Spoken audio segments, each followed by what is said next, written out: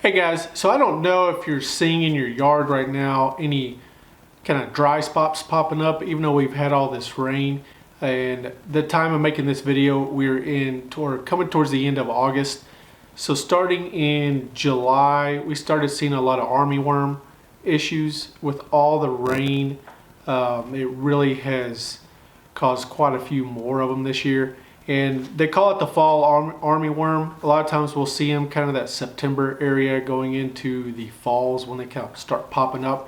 When they get out of control, they can really eat the leaves of your lawn overnight. It can be a matter of hours depending on the infestation that you have.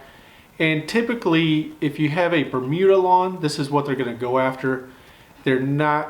They really don't like the zoysia and the St. Augustine as much. They will eat it, but you're not going to see the damage that we'll see on Bermuda. The good news is these are easily controlled.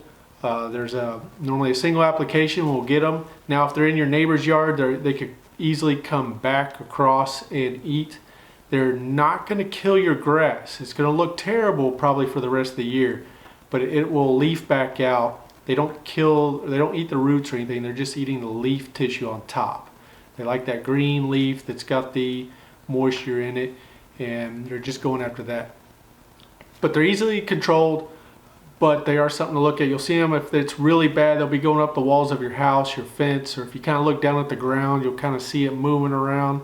And if you actually watch one, they will eat that leaf, one leaf, in a matter of seconds, just one worm, and you will have hundreds or thousands of them in your yard. But something to look at if you start seeing some dry spots pop up in your yard. You can either call us, we'll check it out, and we can treat it pretty quickly and get them out of there. If you have any questions, just let us know in the comments below, and we'll get you taken care of. Thanks a lot.